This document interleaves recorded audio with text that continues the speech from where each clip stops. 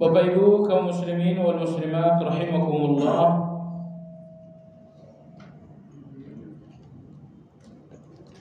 Hari ini kajian kita bersifat tematik.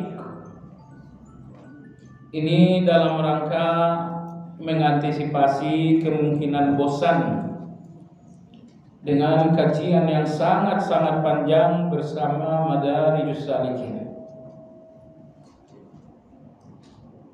Mudah-mudahan 4 kali Madarijus Salikin, berikutnya tematik, lalu Madarijus Salikin lagi, jadi 4-1. Kajian tematik hari ini insya Allah berlangsung kurang lebih setengah jam, lebih singkat dari biasanya, karena jam 6 tepat masjid yang kita cintai ini akan mengadakan satu acara sunatan masal yang belum bisa daftar. Jadi jam 6 tepat kita sudah selesai, yang artinya sesi tanya jawab insya Allah akan kita buka jam 5.45. Tema kita hari ini jemaah sekalian adalah tentang rumah bertabur berkah. Bagaimana agar rumah di mana kita tinggal, di mana istri dan anak-anak kita pun mengistirahatkan hati dan tubuh, betul-betul menjadi rumah yang diberkahi oleh Allah Azza wa Jalla. Seorang salaf berdoa, ya Allah berkahilah rezekiku, ya Allah berkahilah anak-anakku. Lalu beliau ditanya, apa tidak cukup kita berdoa, ya Allah berikan aku rezeki, ya Allah berikan aku anak-anak? Beliau mengatakan Allah sudah memberikan rezeki bukan? Dan Allah pun sudah memberikan anak-anak. Namun kita khawatir Allah tidak memberikan berkah pada rezeki, dan Allah pun tidak memberikan berkah pada anak-anak. Alhamdulillah rezeki kita ada, anak-anak kita pun ada, rumah kita pun ada. Khawatir kita bukan rezekinya tidak ada, tapi berkahnya tidak ada. Ulama-ulama kita mengatakan bahwa berkah adalah tentara Allah yang tidak nampak. Tentara Allah yang tidak nampak. Maka apabila berkah jatuh kepada yang sedikit, dia akan menjadi cukup. Apabila berkah jatuh kepada seorang anak, maka dia akan menjadi saleh. Apabila berkah jatuh pada sebuah rumah tangga, maka dia akan menjadi sakinah. Jadi berkah ini adalah tentara Allah yang tidak nampak. Kedatangannya tentu kebaikan. Jemaah sekalian, apa-apa saja faktor-faktor yang membuahkan berkah dalam kehidupan rumah tangga. Materi kajian ini insya Allah telah dibagikan kepada antum yang ada di grup. Jemaah sekalian, faktor pertama keberkahan dalam sebuah rumah tangga, ubudiyatul bait. Anda wajib memahami semua hak dan tanggung jawab dalam rumah adalah dalam rangka ibadah. Semua tanggung jawab Anda sebagai suami, sebagai istri, sebagai ayah, fahami sebuah tanggung jawab itu sebagai ibadah. Jemaah sekalian, kalau tanggung jawab Anda fahami sebagai satu kewajiban, boleh jadi akan letih, terlebih kalau Anda tidak mendapatkan hak. Anda telah merasa melakukan satu kewajiban yang seharusnya Anda mendapatkan hak dan ternyata Anda dapatkan hak itu. Sebagai seorang suami yang telah menjalankan kewajiban, Anda tidak merasa mendapatkan hak dan istri. Anda sebagai seorang ayah yang merasa telah menjalankan kewajiban dan ternyata Anda nggak sepenuhnya mendapatkan hak dari anak-anak. Maka jemaah sekalian, tanggung jawab yang Anda jalankan sebagai kewajiban akan ada titik di mana Anda jenuh dan letih dengan kewajiban itu. Maka agama mengatakan, "Wa ma khalaqtul jinna wal insa illa liya'budun." Aku tidak menciptakan jin dan manusia kecuali untuk ibadah. Apa maksudnya?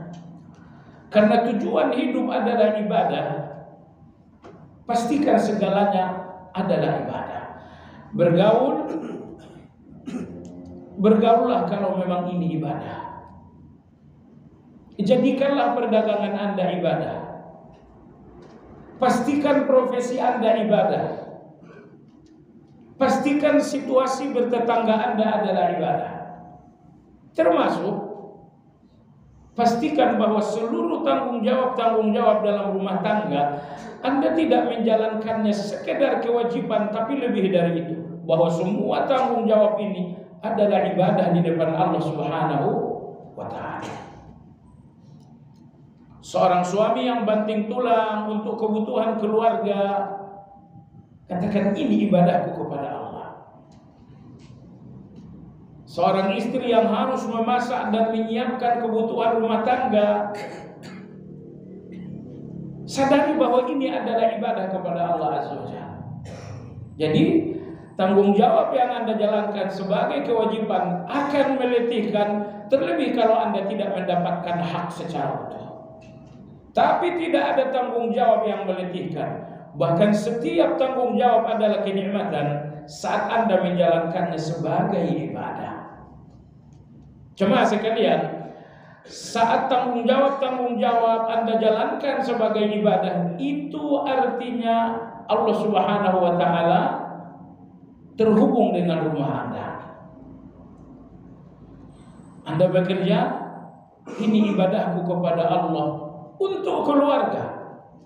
Nah, jadi Allah Subhanahu wa Ta'ala betul-betul terhubung dengan semua tanggung jawab yang ada dalam rumah tangga, karena Anda telah meniatkannya ibadah. Nah, oleh karena semua tanggung jawab harus di framing adalah ibadah, Anda tahu syarat ibadah adalah ikhlas karena Allah Azza wa Jalla. Anda bekerja, kalau memang ini ibadah berarti Anda ikhlas. Seorang istri memasak, karena ini adalah ibadah berarti Anda harus ikhlas. Ikhlas itu Anda tidak menuntut siapa-siapa selain Allah Subhanahu wa Ta'ala. Ya Allah, aku bekerja sebagai ibadah, maka aku hanya menuntutmu untuk pahala dan aku tidak menuntut yang lain-lain. Nah, kalau masih sangat besar tuntutan-tuntutan kepada selain Allah untuk sesuatu yang Anda anggap ibadah, menunjukkan bahwa ini ibadah yang cedera. Saya ulangi, apa yang Anda lakukan dengan motivasi ibadah, sementara Anda masih sangat besar menuntut istri, menuntut anak, menuntut suami, tuntutan yang sangat besar atas sesuatu yang Anda nilai ibadah, menunjukkan niat ibadah Anda sudah rusak. Karena niat ibadah itu melepaskan Anda dari tuntutan-tuntutan kepada selain Allah Azza wa Jalla. Tuntutan terhadap manusia menyedihkan, menggelisahkan, mengecewakan. Karena manusia ini boleh jadi tidak memberikan tuntutan itu. Kalaupun memberikan, boleh jadi tidak sempurna. Kalau Anda nggak mau terlalu banyak kecewa, kurangi tuntutan kepada manusia. Mereka nggak selamanya mampu memberikan tuntutan Anda. Baik, ini berkah pertama dalam rumah tangga. Pastikan bahwa seluruh hak dan kewajiban atau lebih tepatnya semua tanggung jawab adalah ibadah kepada Allah untuk keluarga. Dengan meniatkan semua tanggung jawab adalah ibadah kepada Allah, Anda dapatkan dua keuntungan. Keuntungan pertama, Anda menghubungkan Allah dengan rumah Anda. Dan yang kedua, Anda melepaskan diri Anda dari tuntutan yang berlebihan terhadap istri, anak-anak, suami, dan lain-lain. Baik. Nomor dua, jamaah sekalian, berkah kedua dalam rumah tangga adalah amal saleh. Istri rajin-rajinlah amal saleh. Suami sungguh-sungguhlah amal saleh. Anak-anak sungguh-sungguhlah amal saleh. Anda tahu kenapa? Jawabannya ayat 96 dalam surat Al-Ayat. Allah Subhanahu wa taala berfirman, "Innal ladzina amanu wa 'amilus shalihat sayaj'alu lahumur rahmanu wudda." Sesungguhnya orang-orang yang beriman lalu sungguh-sungguh beramal saleh, maka Allah akan membuat cinta di antara mereka. Allahu akbar. Cinta Anda yang hanya muncul dari perasaan seorang suami, perasaan seorang istri, perasaan seorang orang tua, ini cinta yang sangat rapuh. Karena cinta terkokoh, jamaah sekalian, adalah cinta yang ditumbuhkan sendiri oleh Allah dalam hati Anda. Dan Allah akan menumbuhkan cinta dalam hati seorang suami kepada istri.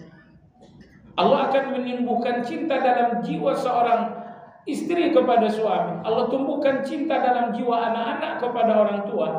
Allah hanya menumbuhkan cinta itu disebabkan karena amal saleh.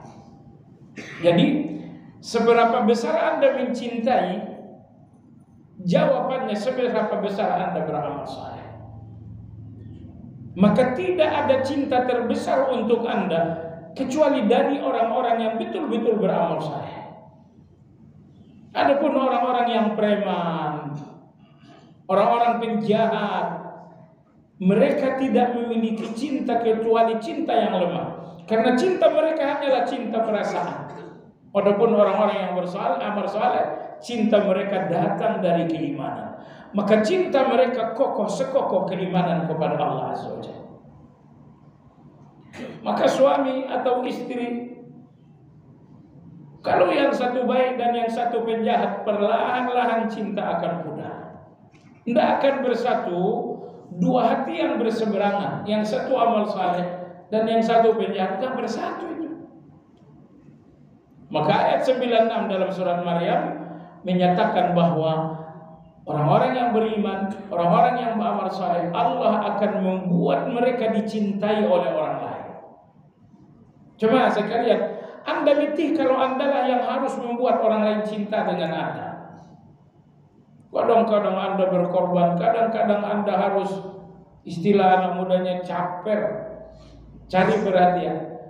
Aduh jemaah sekalian, kita sangat capek sekali kalau kitalah yang membuat orang lain cinta dengan kita. Kenapa Anda tidak berusaha Allah yang membuat mereka cinta dengan Anda? Ternyata ayat 96 surat Maryam menjawab, Allah hanya akan membuat orang lain mencintai seseorang ketika dia punya kesungguhan dalam beriman dan beramal saleh. Berkah yang ketiga jamaah sekalian, berkah yang ketiga dan keempat, saya ingin Anda fokus di sini. Nomor 3 dan nomor 4 ini, Masya Allah, ini keberkahan luar biasa dalam rumah tangga. Apa itu? Masuk dengan basmalah dan pastikan ucapan salam. Jemaah sekalian yang saya hormati, dalam hadis sahih Nabi sallallahu alaihi wasallam bersabda, "Idza dakhala ar-rajulu baitahu fa dzakara Allah ta'ala inda dukhulihi wa inda ta'amihi, qala asy-syaitanu li ashabi la mabita lakum wa la 'asha." Ternyata saat Anda akan memasuki rumah, setan mengikuti Anda untuk ikut dalam rumah Anda. Boleh jadi Anda bawa satu setan, tapi bapaknya dia bawa juga istri dan anak-anaknya. Bisa jadi kan? Tapi kata Nabi SAW, apabila di ambang pintu Anda ucapkan basmalah, bismillah, setan-setan yang mengikuti itu kemudian mengatakan, la mabita lakum wala asya. Tidak ada tempat untuk nginap bagi kalian, tidak ada juga tempat untuk makan untuk kalian. Ayo kita pergi. Jadi tidak ada tanda ikut setan itu masuk. Nah, lalu nomor 4 jamaah sekalian adalah salam. Nah, oke, bismillah memasuki rumah. Bisa Anda bacakan bismillah singkat. Bismillah, assalamualaikum, bisa. Kalau Anda mau lebih panjang lagi ada bismillahi walajna wa bismillahi kharajna wa ala rabbina tawakkalna. Kalau yang dua ini terasa panjang, ya ambil yang pendek saja. Masuk rumah bismillah. Khasiatnya setan-setan yang tadi ingin ikut masuk rumah, mereka akan terhalangi dengan zikir. Mereka semua akan pulang. Anda bisa bayangin nggak kalau Anda pulang masuk rumah bawa setan, istri masuk rumah bawa setan, anak-anak masuk rumah bawa setan. Berapa banyak setan dalam rumah tangga? Maka dari sekarang ini jamaah sekalian, di antara berkah besar dalam rumah, bahwa Anda dan seluruh anggota rumah tangga jangan masuk rumah kecuali dengan nama Allah. Bismillah. Kemudian yang keempat adalah salam. Kata Nabi SAW dalam hadis Anas bin Malik radhiyallahu anhu, ya bunayya idza dakhalta ala ahlika fasallim yakun salamuka barakatan alaika wa ala ahli baiti. Riwayat Imam Tirmidzi. Nabi berpesan kepada Anas bin Malik, wahai anakku, kalau kamu masuk rumah ucapkan salam, karena salam itu akan menjadi berkah untukmu, juga akan menjadi berkah untuk seisi rumah. Jadi ternyata di antara hal yang membuat Anda berkah bagi orang lain selalu bersalam. Ini dalam hadis Anas bin Malik sallallahu alaihi wasallam menegaskan, wahai Anas, masuk rumahlah dengan salam. Salam yang kau ucapkan masuk rumah berkah untuk dirimu, berkah untuk seisi rumah. Makanya salam yang panjang justru ada kata berkahnya. Assalamualaikum warahmatullahi wabarakatuh. Cuman kalau tidak biasa nanti anak-anak kita nyambungnya beda. Assalamualaikum warahmatullahi wabarakatuh. Anak-anak menyambungin alhamdulillah. Dia anggap Anda mau ceramah. Jadi oleh sebab itu jemaah sekalian, poin 3 dan poin 4 ini mendesak mulai hari ini Anda amalkan. Kasih tahu kepada seluruh isi rumah, tidak boleh setan masuk ke rumah ini, cukup manusia saja. Ucapkan basmalah. Siapapun yang masuk rumah harus membawa berkah. Ucapkan salam.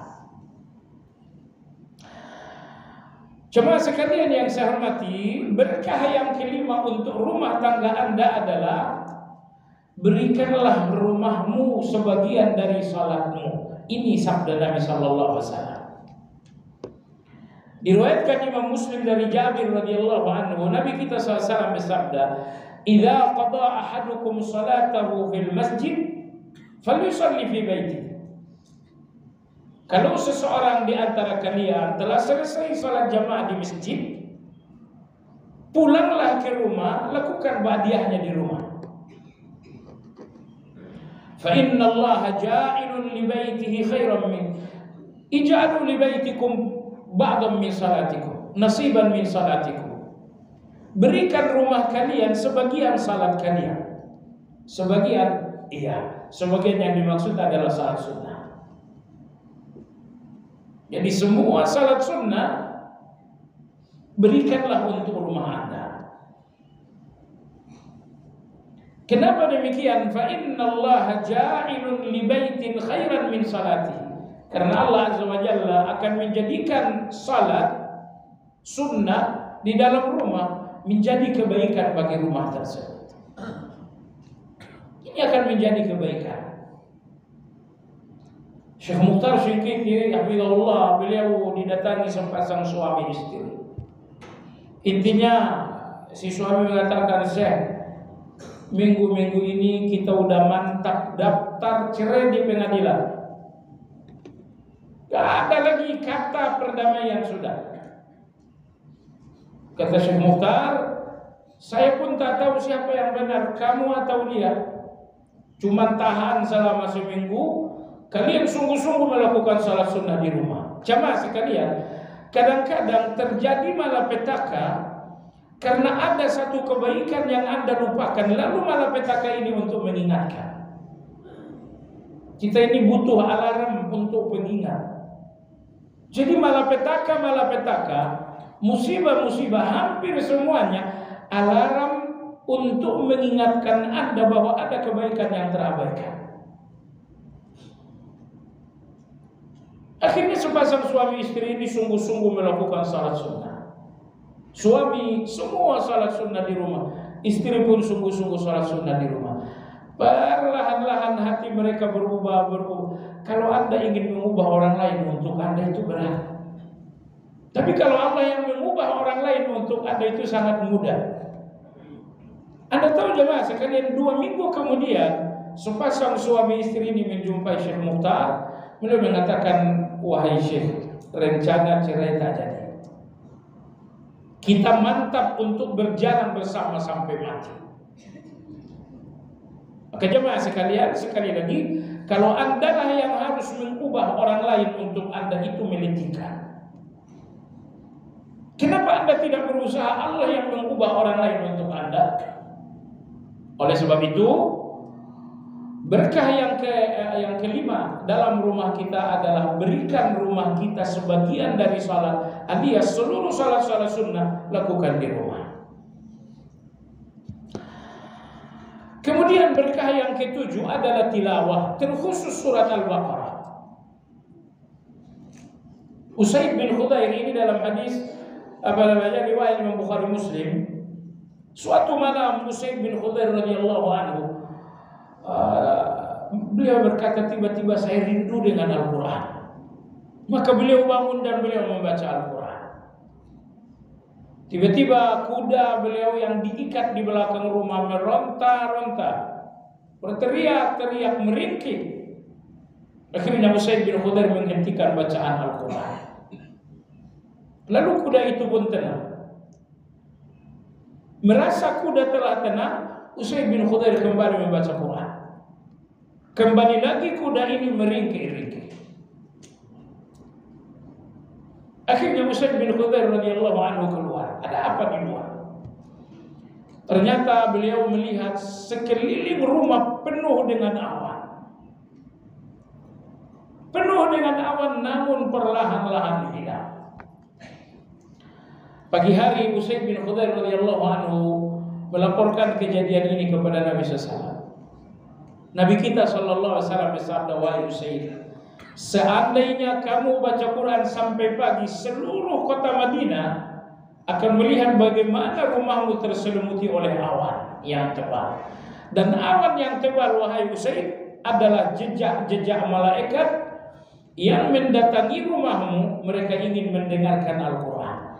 Bahkan dalam hadis Nasa'i radhiyallahu rahimahullah, Nabi kita bersabda, kalau seseorang membaca Al-Quran, maka malaikat menempelkan mulut-mulut mereka dengan mulut orang yang membaca Al-Quran, agar kalamullah masuk ke dalam diri mereka.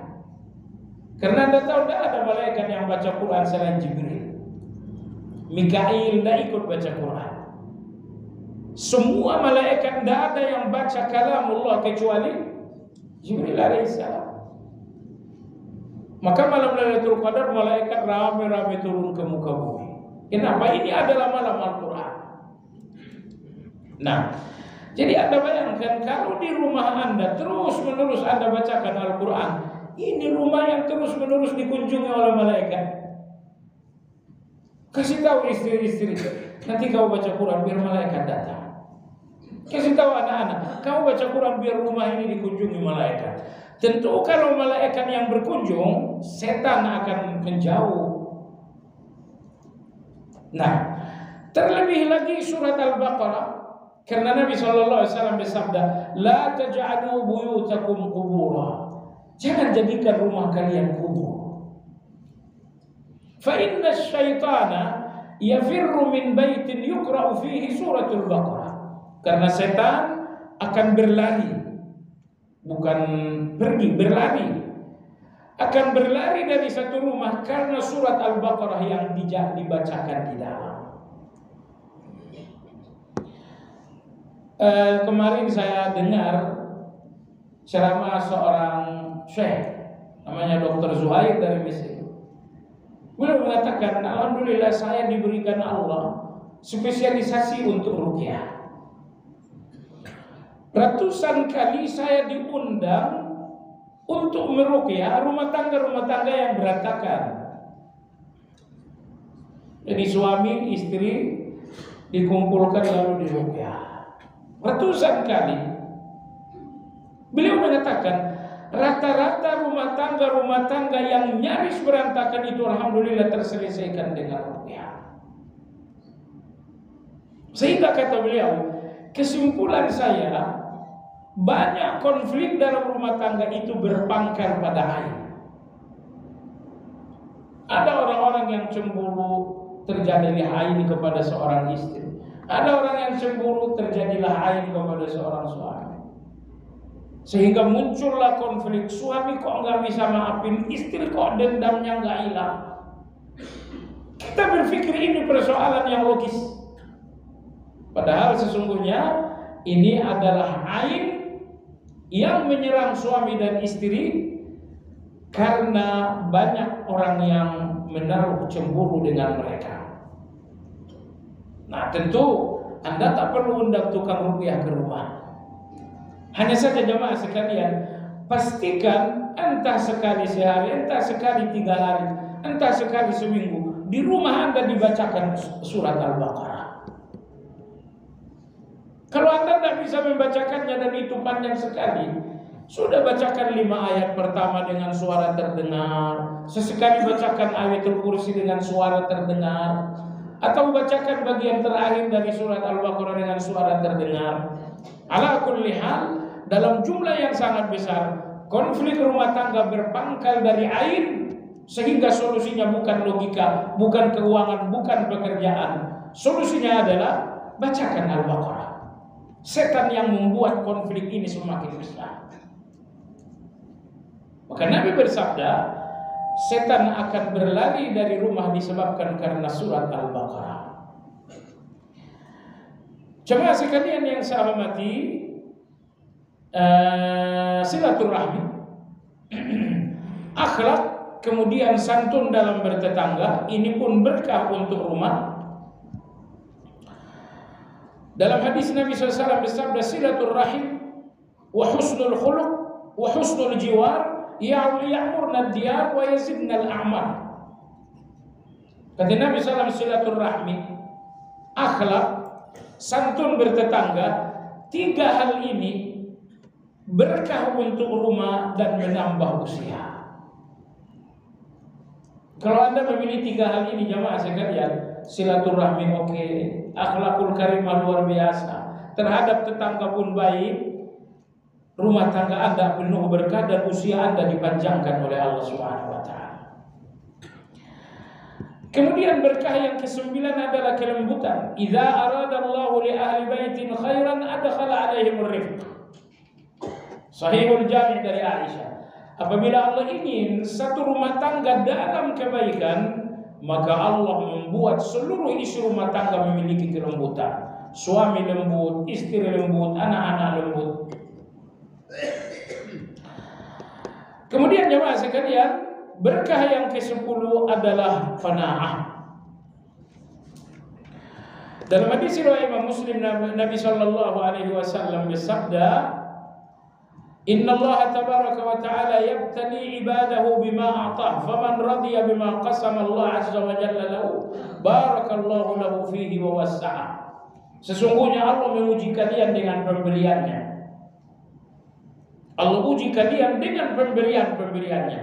Hari ini Allah uji Anda dengan pemberian sebesar 100.000.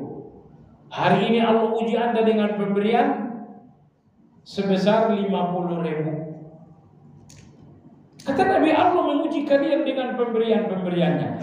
Tapi kata Nabi, siapa yang ridho dengan pemberian Allah, maka Allah akan memberkahinya, kemudian Allah akan melapangkannya. Anda ridho pemberian Allah 50.000 hari ini? Ridho Anda akan menjadi sebab 50.000 menjadi berkah. Esok lusa akan dilapangkan. 50 hari ini, besok 5 juta. Hari ketiga 5 miliar. Wow. Jemaah sekalian yang saya hormati, kemudian yang ke-11 ini editnya belum masuk kepada Anda. Ucapkan barakallah, bukan masya Allah. Saya sudah edit tapi rupanya belum masuk. Ucapkan barakallah, bukan masya Allah ya, barakallah. Maksudnya Nabi SAW bersabda, "Idza ra'a ahadukum fi nafsihi wa malihi wa akhihi ma yu'jibu falyubarik fa innal 'aina haqq." Kalau kalian gembira dengan keadaan kalian, kalian gembira dengan harta kalian, atau kalian gembira dengan orang lain, segera ucapkan barakallah, fa innal 'aina haqq, karena ain itu adalah benar. Ini harta, Anda senang dengan harta, terus bertambah. Kalau Anda tidak banyak-banyak mengucapkan barakallah, ini harta akan terserang air. Anak Anda, istri Anda, itukah yang menjadi kebahagiaan Anda, dan Anda nggak mengucapkan barakallah, ini pun akan terserang air. Maka Nabi kita bersabda, apabila di depan mata kalian ada yang membahagiakan kesehatan kalian, harta kalian, orang-orang dekat dan saudara kalian, segera ucapkan barakallah, karena ain itu memang hak dan benar. Kemudian jemaah sekalian, berkah yang ke-12 adalah makan bersama. Jangan makan satu-satu. Kalau Anda makan bersama, maka makan bersama ini akan menjadi berkah. Kemudian jemaah sekalian, berkah yang ke-13 adalah berpagi-pagi. Berpagi-pagi dalam arti dari zuhur sampai syuruk jangan ada yang tidur. Aisyah radhiyallahu anha, istri Nabi kita, apalagi di musim panas, beliau pun tidur di pagi hari. Tapi Aisyah tidak pernah tidur sebelum syuruk. Jadi ini di rumah ini, kalau antara subuh dengan syuruk, ini ghanimah, ini waktu yang sangat mahal. Kalau ada anggota keluarga yang tidur di jam seperti ini, menghilangkan berkah. Karena Nabi kita berdoa, Allahumma barik li hadhihi ummati fi bukuriha. Ya Allah, berikan berkah kepada umat yang berpagi-pagi. Yang Anda lakukan dari subuh sampai syuruk, Anda zikir, baca zikir pagi. Selesai zikir pagi, usahakan untuk tilawah. Nah, kalaupun Anda ingin tidur, kalaupun Anda ingin adzan, pastikan itu selesai syuruk. Kemudian yang terakhir ini pun sangat dan sangat penting. Apa itu? Lindungi nikmat dengan merahasiakannya. Nikmat Allah kepada Anda sangat banyak. Kalau Anda ingin melindungi nikmat ini, jadikanlah ia rahasia. Yang artinya banyak malapetaka karena pamer dengan nikmat, pamer dengan rumah, pamer dengan mobil, pamer dengan harta, pamer dan pamer ini menghancurkan berkah. Ini menghancurkan berkah. Maka di antara cara agar nikmat-nikmat yang ada dalam rumah tangga Anda dilindungi oleh Allah, jangan membuatnya sebagai pamer. Maka ulama-ulama kita berpesan, lindungi nikmat-nikmat yang ada pada kalian dengan merahasiakannya. Wallahu ta'ala alam. Inilah 14 berkah dalam rumah tangga kita. Mudah-mudahan kajian ini bermanfaat. Bagi Anda yang hendak bertanya, dipersilakan.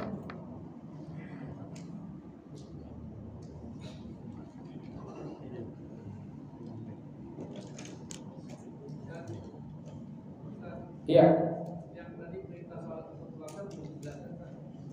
Kenapa?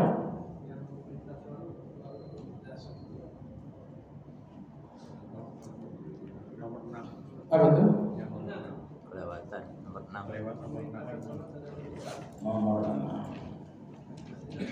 Apa bunyinya? Memerintahkan sholat adalah berkah. Oh iya, memerintahkan sholat untuk keluarga adalah berkah. Ini dalam surat Taha.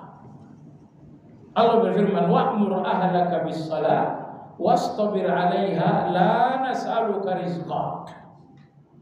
Perintahkan keluargamu salat dan bersabarlah, kami tidak minta rezeki kepadamu. Maka rezeki untuk satu rumah tangga adalah satu berkah dan akan terbuka saat Anda memerintahkan salat. Kadang-kadang anak-anak bakal berantem kalau tidak disuruh salat. Tetap perintahkan mereka salat. Jadi kita memerintahkan anak salat bukan sekedar karena kewajiban, tapi karena kita ingin membuka pintu rezeki. Kadang-kadang pintu rezeki tidak dibuka oleh Allah kecuali dengan ini, bahwa Anda memerintahkan salat untuk keluarga. Subhanallah, tidak ada dalil bahwa Anda perintahkan orang lain salat lalu rezeki Anda dibuka.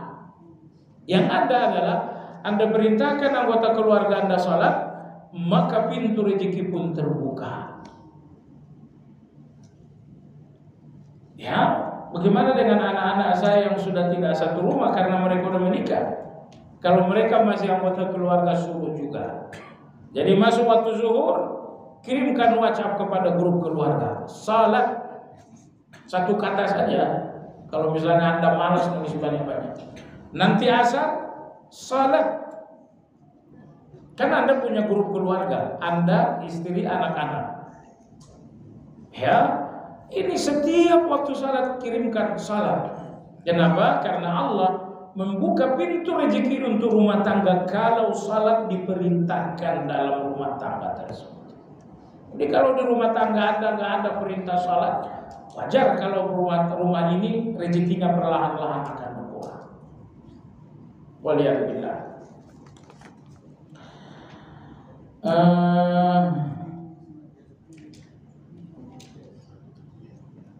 Bagaimana kalau rumah tangga atau suami dan istri dan anak-anak adalah satu, masuk menciptakan rumah tangga yang adalah kurang nyambung saya. Bagaimana kalau rumah tangga antara suami dan istri dan anak-anak tidak satu? Ya, dapat dipahami lah. Tidak satu frekuensi. Jadi tidak sejalan. Suaminya ke kanan, istrinya lurus, anaknya ke kiri. Di mana ketemunya? Ya nggak ketemu kalau beda jalan. Jemaah sekalian yang saya hormati, nomor satu, betapapun rumah tangga seperti ini berbeda jalan, pertama Anda jangan putus asa. Anda jangan putus asa. Kalau di depan Anda belum ada nikmat, belum ada berkah, terus Anda berdoa kepada Allah Azza wa Jalla, ya Allah, aku sudah tidak mampu memperbaiki keluarga ini. Ini nomor satu. Aku sudah tidak mampu memperbaiki keluarga ini, maka perbaikilah ya Allah. Terus menerus Anda berdoa seperti ini. Ikhtiar terbesar Anda memperbaiki keluarga bukan nasihat, tapi ikhtiar terbesar Anda memperbaiki keluarga adalah doa. Doa. Dan sepanjang ada waktu untuk berdoa, sepanjang itu tidak ada waktu untuk putus asa. Masih ada waktu berdoa ya, kalau itu jangan putus asa. Baik. Pertanyaan terakhir jemaah sekalian yang saya hormati, apakah hadis barang seperti motor rumah termasuk riba? Apakah kredit barang seperti motor atau rumah termasuk riba? Jual beli kredit hukum aslinya boleh. Jual beli kredit hukum aslinya boleh. Tidak ada riba di sana. Riba itu terjadi kalau terjadi penundaan. Nah, karena dalam penundaan Anda akan kena penalti. Penalti ini dalam pendapat sebagian ulama adalah riba. Tapi pendapat yang lebih kuat, denda dalam keterlambatan pembayaran kredit tidak dinamakan riba. Karena ini bukan keuntungan dalam hutang piutang, melainkan ini adalah ganti rugi. Ini showroom, kalau Anda nunggak terus dia rugi. Agar dia nggak rugi maka Anda pun dibebankan denda. Denda ini bukan untung dalam hutang piutang, tapi denda ini adalah ganti rugi dalam hutang piutang yang tertunda. Nomor 2, terjadi pula ini riba, ini sesuatu yang disebut riba dan bukan riba. Nomor 2, riba terjadi dalam kredit kalau ini bukan jual beli kredit, tapi ini akal-akalan saja. Sehingga di sini Anda membutuhkan pihak ketiga. Kalau jual beli kredit itu kan cuma 2 pihak. Saya punya uang 5 juta, Anda punya barang bernama motor. 2 pihak saja. Nah, riba itu terjadi kalau Anda melibatkan pihak yang ketiga. Namanya apa? Leasing. Dari si leasing inilah nanti datang riba. Karena Anda nggak punya uang, harga motor 10 juta misalnya, uang Anda 5 juta, datang leasing. Leasing ini meminjamkan uang untuk atas nama Anda sebesar 5 juta, tapi Anda harus kembalikan sebesar 7 juta. Sebesar 7 juta. Kenapa 2 juta? 2 juta ini adalah riba. Karena ini si motor ini kan dia nggak mengkreditkan, dia mau jual cash saja. Maka harus ada yang bayar cash ke dia, sehingga kreditan itu bukan kepada motor tetapi kepada leasing. Sehingga jatuhnya Anda ke leasing berhutang. Ini bukan jual beli kredit lagi. Anda merasa jual beli kredit dengan motor? Enggak, Anda justru hutang dengan pihak leasing. Kecuali kalau leasing ini leasing yang syar'i. Kurang berapa lagi? 5 juta udah nih saya tombokin 5 juta, kamu bayar 5 juta. Kalau leasingnya syar'i jelas tidak ada bunga. Tapi kalau leasingnya konvensional jelas akan ada riba. Jadi dengan demikian, kalau jual beli kredit murni jual beli kredit nggak ada riba. Karena itu hanya 2 pihak, penjual pembeli. Bagaimana dengan denda? Denda itu pun bukan riba. Karena dia adalah ganti rugi, bukan keuntungan dalam hutang piutang. Adanya riba dalam jual beli kredit kalau terlibat pihak ketiga yang bernama leasing. Karena leasing membayarkan motor atas nama Anda secara cash, kemudian Anda kreditnya bukan ke motor tetapi ke leasing. Yang notabene kredit ini lebih besar daripada harga barang. Wallahu ta'ala alam. Demikian, semoga bermanfaat. Kita sudahi dengan zikir kafaratul majlis. Subhanakallahumma wa bihamdika, asyhadu an la ilaha illa anta, astaghfiruka wa atubu ilaik. Assalamualaikum warahmatullahi wabarakatuh.